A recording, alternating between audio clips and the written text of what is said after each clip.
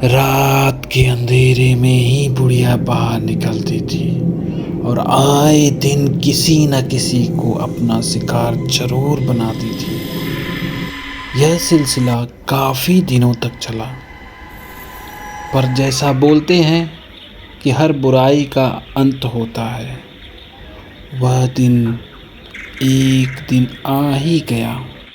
गांव के पास ही तालाब के किनारे सारे बच्चे खेल रहे थे। वहाँ पे वकील साहब का भी बच्चा था। खेलते खेलते वकील साहब के बच्चे की बॉल एक गड्ढे के पास जा गिरती है।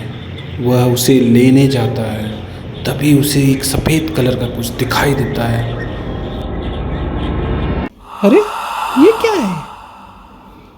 वह उसे निकालता है और जैसे ही उसे निकालता है, ये तो बुढ़िया का बाल है। बाबूजी, बाबूजी करते हुए वह दौड़ते हुए अपने बाबूजी के पास जाता है और वह बाल उनके हाथों में देकर कहता है, देखो बाबूजी, ये क्या है? दोनों से देखकर चौंक जाते हैं। वकील साहब बोलते हैं, अरे ये तो बुढ़िया का बाल है। उनकी पत्नी भी बोलती, हाँ, ये तो बुढ़िया का बाल है।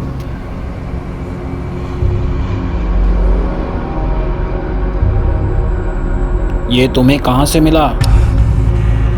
अरे बाबूजी, वो गड्ढे में गिरा हुआ था, बॉल लेने के लिए गया और वहां से मुझे ये बाल मिला बाबूजी। चलो उस जगह को दिखाओ, कहाँ पे है वो? तीनों उस जगह पे जाते हैं जहाँ पे बुढ़िया का बाल मिला था। बाबूजी, यही वो जगह है। वकील साहब कहते हैं, अरे रामू, खुदाल ला, खोद इसे देख, क्या है इसके अंदर। रामू ने गड्ढा खोदना शुरू किया। तभी अचानक से उसमें सफ़ेद कलर का कपड़ा निकला। जैसे उसे बाहर निकाला, वकील साहब ने देखा, अरे ये तो बुढ़िया का ही पोशाक है। वकील साहब का माथा ठनकता है और उनके दिमाग में सारी बातें घूमने लगती हैं। मानो वकील साहब कोई अनोखा रहस्य जान गए। उनके चेहरे का हाव भाव बदलने लगता है और कहते हैं, अच्छा तो ये बात है, कोई बुढ़िया के बालों और उस पोशाक का इस्तेमाल करके हम लोगों को डरा रहा है और हमारे कीमती सामान और पैसे ऐंठ रहा है। अब बताते हैं उसको। वकील साहब बालों और पोशाक को ले जाकर गांव वालों को दिखाते हैं और आपस में चर्चा होने लगती है। सब ने अपनी अपनी घटनाएं उससे जोड़ना शुरू किया और एक निष्कर्ष पर पहुँचे कि यह बुढ़िया का ही बाल और पोशाक है। अब क्या करें, ये सब लोगों में चर्चा होने लगी। उसमें से एक बोलता है, देखो मुझे लगता है कि उस बुढ़िया के बाल को वहीं पर रख देना चाहिए और उसे रंगे हाथों पकड़ना चाहिए। एक बुजुर्ग बोलते, हाँ ये बात तो सही कर रहे हो, उसे रंगे हाथों ही पकड़ना चाहिए। वकील साहब का, ठीक है, बात तो तुम सब सही कर रहे हो, चलो उसे वहीं रख देते हैं और रात का इंतज़ार करते हैं। उन सब ने वह बाल जिस तरह जैसे अवस्था में था वहाँ ले जाकर बाल और पोशाक को वैसे ही रख दिया और रात का इंतज़ार करने लगे। जैसे ही रात होती है, सारे लोग एक पेड़ के पीछे जाके छिप जाते हैं। तभी वहाँ पे कुछ हलचल होती है। एक आदमी हाथ में लालटेन लिए हुए उस गड्ढे की तरफ बढ़ता है। वकील साहब बोले, शांत हो जाओ सब, कोई आ रहा है। वह आदमी बुढ़िया के बालों और पोशाक को पहनने लगता है और कहता है, चलो अच्छा हो रहा है मेरे साथ, ये बुढ़िया का पोशाक तो बहुत काम आ रहा है, आज कोई मोटा आसामी पकड़ेंगे।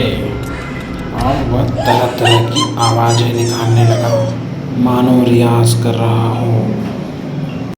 वकील साहब कहते हैं, देखा, मैंने कहा था ना, ये कोई बहरूपिया है जो बुढ़िया के बालों का यूज़ कर रहा था।